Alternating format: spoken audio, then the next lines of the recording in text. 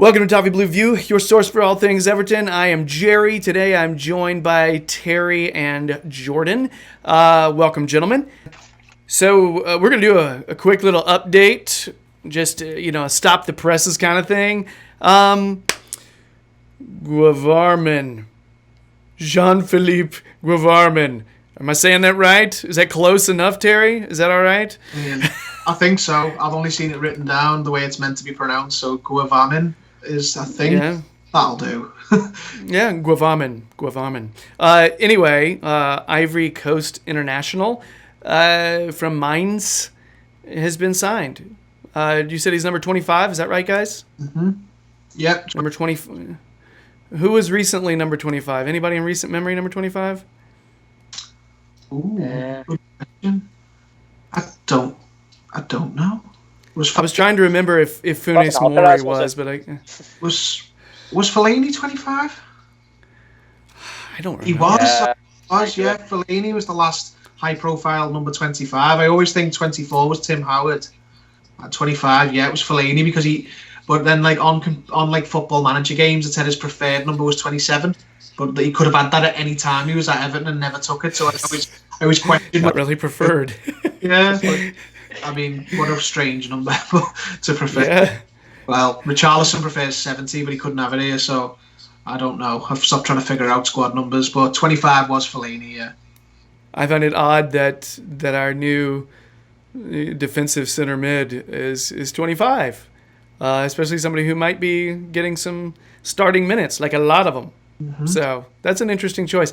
Everton, redefining squad number philosophy for many years. Yeah. So, welcome, Terry. Terry, what's the? So I don't have to butcher his name. What did you hear people calling? Jean-Philippe Guavarman. And you said someone has given him a much easier to say nickname. Oh yeah, someone was calling him JPG. I think it was on the Blue Room podcast. May have been Rob Vera. If it's not him, I apologise. Called him JPEG basically, which is a lot easier to say than Guavarman, but whatever. Whether he gets the Calvert-Lewin thing where he's DCL or JPG, I don't know. But Guavarman. So the beginning like Guatemala, in. Vamin? Off Vermin. Vamin? I'm not sure. The problem is I'm worried it's going to come across like varmint.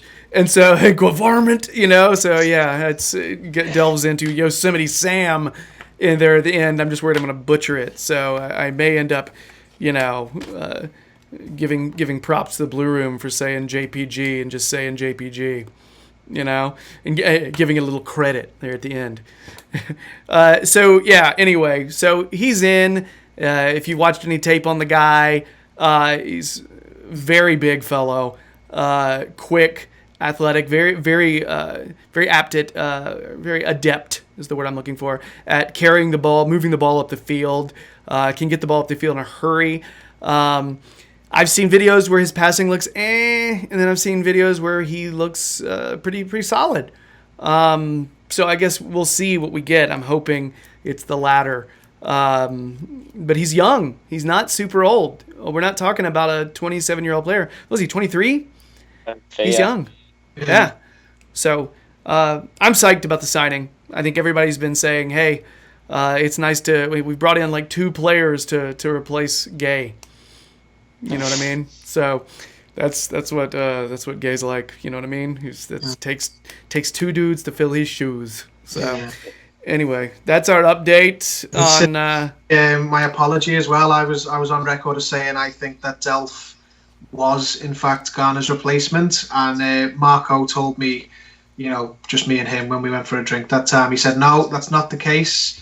If Garner Gay goes, then we need to replace him as well. And I was like, will we though? It'll be Fabian Delph. Not so. Now I remember you said I think Marco Silva is a liar. Yeah. Not actually. He did not use that strong a language. I am totally kidding right now.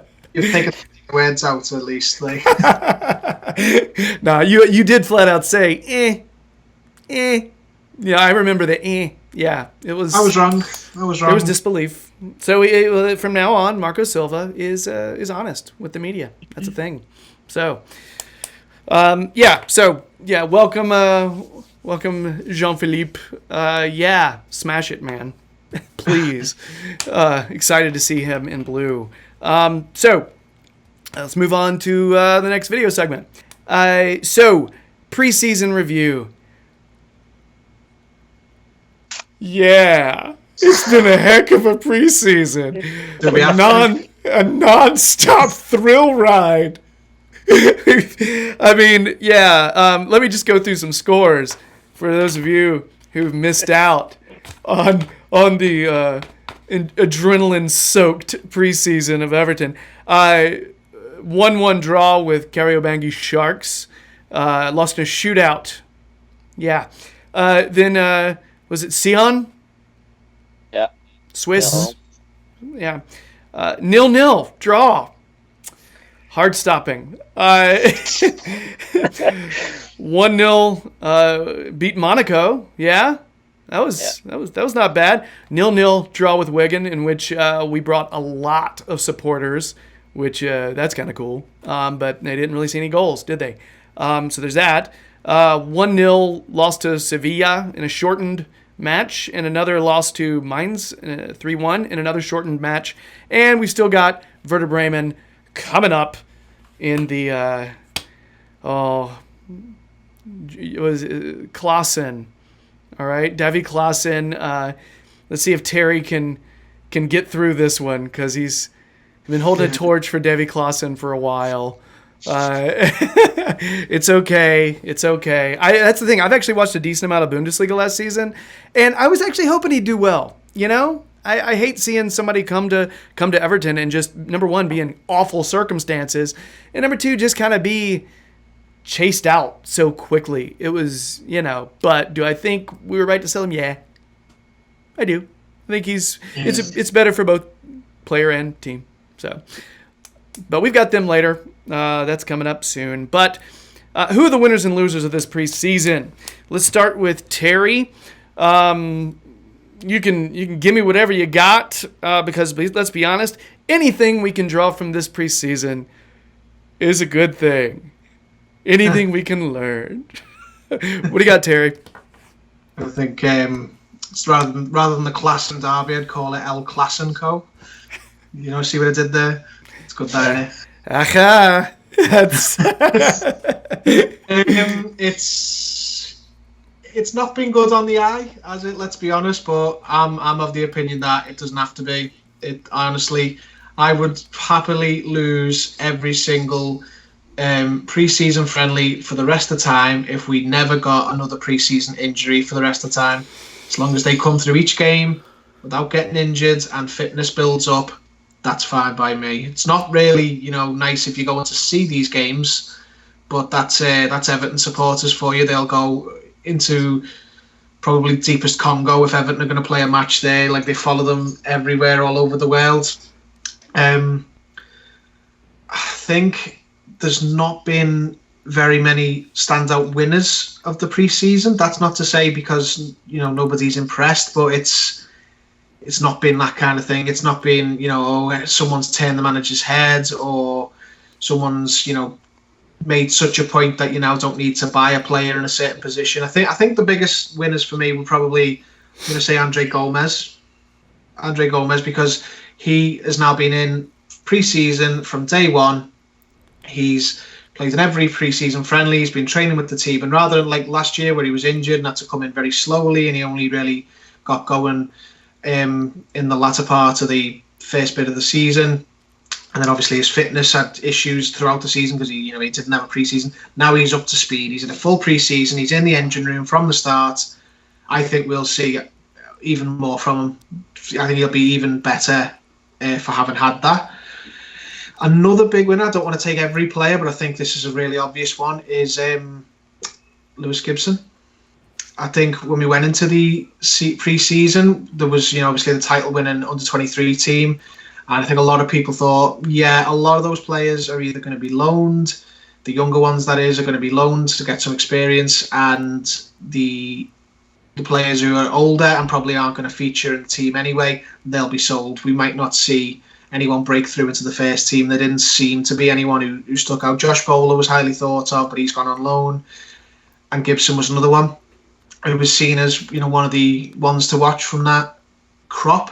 But he's really impressed. He's been the one that I think everyone's come away from going, oh, he's actually a pretty competent, capable defender. We could actually use this player in a pinch in a senior game. And obviously he's not has it all his own way either. In the pre-season he gave away a penalty in one of the games. I'm not saying he's just come in and he's just romped it. Did he score? Did he score a goal? Yes, he did. Yes.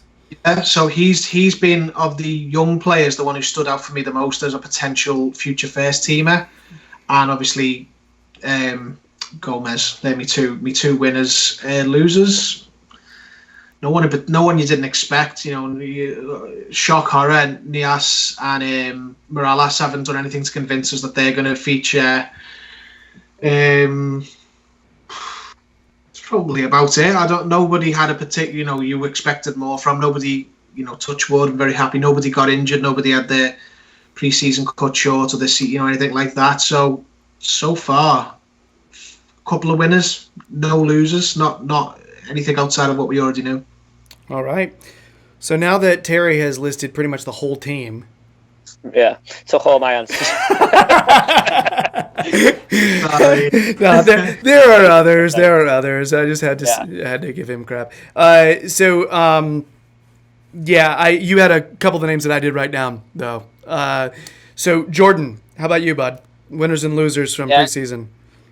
Yeah, well, to agree with Terry on one point is Andre Gomez. When we went on that 3-month dip last year, I did criticise Gomez quite a bit because I just thought, I don't know if he's trying or not, but maybe it was a bit of fitness or whatever because he was injured and he didn't have a pre-season, but I think this will do in the world of good. And the good games he does have, he's unplayable at times, you know what I mean? So hopefully he can remain that level of consistency with this pre-season. And I think he's played every game, is it? Gomez definitely a winner. I watched the Wigan game, and to be honest, I thought Tom Davis had a really good game. That game, he was getting stuck in, he was popping the ball off and that, and then the Mainz game after, he could have played it through to Morales. He could have played it through, and he'd give it to Morales, and they went and scored straight away. So I was like, come on, Tom. I think Coleman's been impressive. He's done all right. But yeah, how Nias and Morales are still playing for us I just don't know. They haven't. In fact, they've gone worse from what I've seen. I mean, I don't know what Nias was doing in that. Was it the Sevilla game where the big scorpion kick? It was so bizarre, and I think Coleman ended up getting a header like right after that. Like, I don't remember, was that the Monaco goal? I'm trying to remember who it was against. Monaco it was, yeah. Yeah, it was bizarre. It's like scorpion kick where he's like jumping over players, and then it ends up like right in front of the goal. Coleman just heads it in. So it's just so Nias because he's like chaos incarnate. He's so like low-key. You know what I mean? You throw him in there and stuff's going to happen. Could be good, could be bad, but something's happening. I just don't know going another season with him in the squad. It's just I like the lad, I do, and he's probably a lovely lad, but it's not here. He's not going to make it, is he, at Everton? Good point by Terry on Gibson. I think he's looked solid at the back at times. A couple of little mistakes, but he's fitted in quite well. And the other player I've been impressed with when he's only come on for little glimpses is Anthony Gordon. I think he's played most of the second half in the Wigan game. I can't remember too much, but he looked all right there, to be honest, when he come on. Showed a bit of flair in that. I mean, how old is he, by the way? Well, there's a lad at my school actually went to school with him. I think he's 18. Don't quote me on that, but I think he is 18. And I think Dortmund were after him at one point. But yeah, what I've seen of him, he's done all right. Yeah. We have confirmed that, after that short break, that Anthony Gordon is 18 years old. For some reason, I thought he was a little bit younger. Regardless, also is great minutes for him. these young players Yeah. getting in there. I would actually additionally throw in Broadhead to somebody who's kind of won in the preseason because he got first team minutes, a lot of them, because there weren't a whole lot of players playing that position that were in, so he got to play a lot, earned himself a new contract, and now he's out on loan at Burton, which I think that was announced today. So that's a pretty solid preseason for him because I think they were trying to figure some things out about some of these players, and I think if he had not impressed, they would have just sold him. Yeah, it's like Joe Williams, isn't it? I don't think he's done enough. I know he scored, but he's been sold, hasn't he? Yeah, and that was one of the players. He's a player I like, but it's hard not to say that he was on the bad end of the preseason because I think he was doing well. I think he may have gotten injured, and that kind of put him out of some of the games, and then he's just out. And they decide they're going to sell him. I mean, he was somebody people were considering for possible minutes for first team this year. He was on my list as somebody who. See, I hesitate to say losers of the preseason. You know what I mean? But yeah, it wasn't the best. But it could be he deep down he wanted to move. So He probably wants.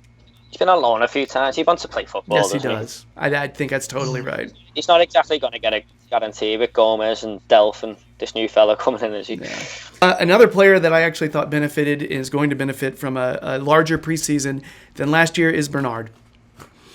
Yeah. He got like no preseason with us, came in late in the game, and he had not played for a while. It had been a while. So I think that's actually the fact that he's played the preseason, he's gotten through unscathed. It's good, you know? I don't know who else, guys. I mean, I think a lot of it, really, it's the players who've gotten to play. And it's been decisions. And if they've taken their opportunity, I think Lewis Gibson probably has gotten himself alone. And he's made everybody else aware on the management's staff and everything that, hey, this kid is good. Keep him in mind for the future. Good call on Gibson. What do we feel like Feeney has grabbed his chances? Not yet, but it's still, not his only chance. He's very young, isn't he? Like, Feeney has got more time than a lot of other, under 23 players because he is so young. And me personally, I think Feeney's big preseason would be next year rather than this one. Because Gibson's obviously we brought Gibson in for a fee, and he's physically a lot bigger, and he seems a lot bigger anyway. And I don't think the pressure was on Feeney to do. I think he's another year in the under 23s, and then or alone. Mm-hmm. I mean, ideally alone, but I've not heard anything about that yet. I think next time. Okay. Wasn't he one of the players that Unsworth said one of the 5 that mightn't be here because? Is that hinting at a loan? I'm sure he was one of them. Yeah. Yeah, I mean, if he has, it would have to be a loan. I can't see. Yeah. Saying, oh yeah, we're going to sell 5 players, and because why would you do that? I think he's hinting at loans for a couple of them as well. Like. Yeah, I mean, Broadhead, Bowler, them two are highly spoken of. If we can get Zuma, especially who we know and we trust, I think Gibson will go on loan. I think we get a centre back from abroad. I think just for security, we might keep Gibson around. Not that he's, going to be. He'll come in for an emergency, but you just don't know how an import's going to pan out. But if we get Zuma in, I can see Gibson going somewhere else, and I think Gibson could probably get a decent higher end Championship club. See how he gets on there. Yeah. Just got to find the right one. The same as Dowell has with Derby and Philip Cocu, because obviously. Historically, we've sent some defenders in the under 23s like Galloway and Browning, sent them to the wrong clubs for loans, and it's hampered them and it's hurt them more than it's helped them. So if we do send them out, I hope it's at a club where he's going to, he's going to get a lot of the ball. He's going to, all the things he'll need to have in his locker to succeed at Everton. I get the vibe that that's one of the things they're really focusing on is some intelligently placed loans. You know what I mean? Like putting them in positions where they're actually going to benefit. That's just something you can see the logic behind every loan when they place kids out now. It's pretty great. Any other winners and losers? Because I feel like we've all mentioned some people.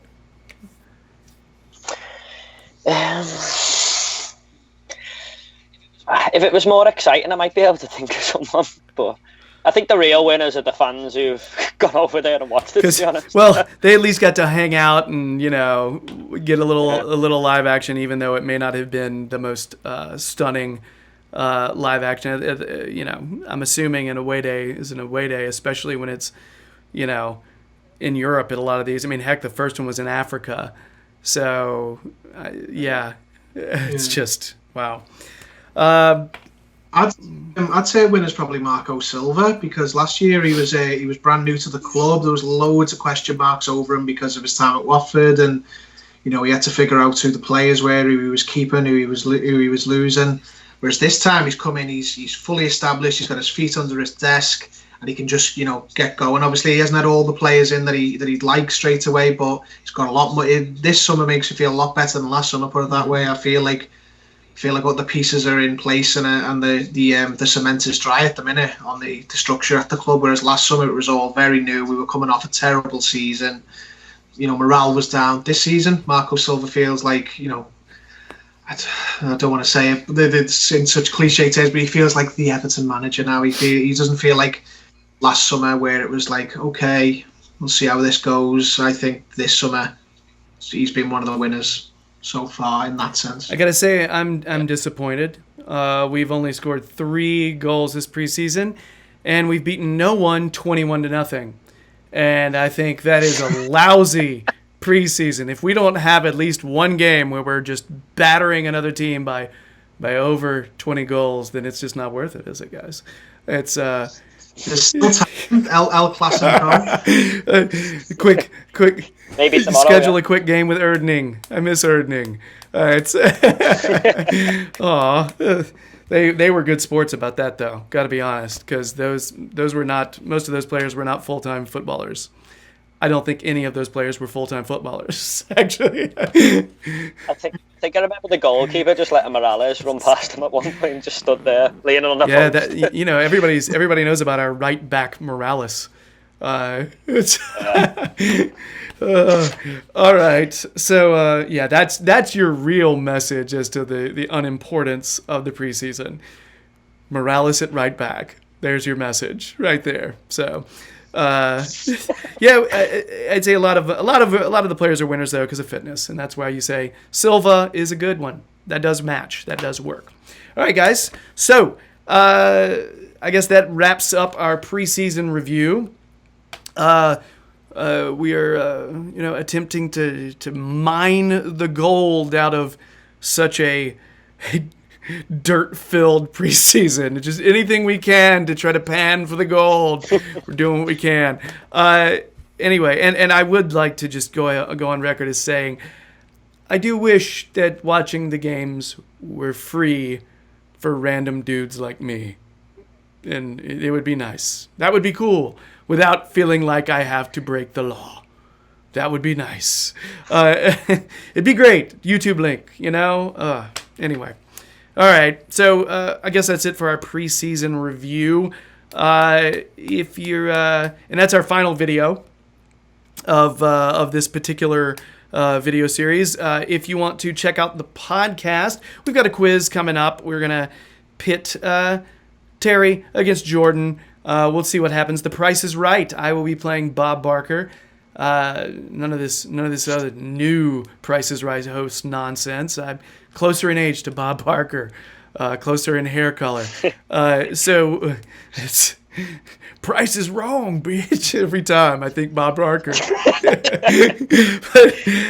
So yeah, we'll be doing a quiz, Price is Right style, between these two guys. But for now, if you've been digging the videos, please subscribe to the Toffee Blues YouTube channel. We'd sincerely appreciate it. I don't even think I wrapped up last time like that. And oh well, my spiel. I got to bring my spiel back. If you want more Terry, Liverpool Echo fan Gerry will be back when the season starts. So until then, you can see him on Twitter or on the streets where you can, hugs abound for Terry. Very welcoming fellow. In Jordan, Jordan has, of course, I tossed away the card. I'm going to see if I can do it from memory. Jordan has a movie review Instagram account, Jords, JORDS, _movie_reviews. Yes. Correct. So if you want some film knowledge dropped on you from a fellow Evertonian, that's a place to go. Dropped on you like an anvil in a cartoon. It's going to be great. So keep an eye on that. And that's it. So let's move on and do an Everton quiz. If you know your history, that's the title of our quiz segments. Gentlemen, thanks so much. Jordan, for the video people, let's say bye-bye and thank you to you. Thank you. And welcome to the group. Terry, as always, brother. It's always a pleasure. Yes. Take it easy. All right, let's go to the pod, guys, and bye.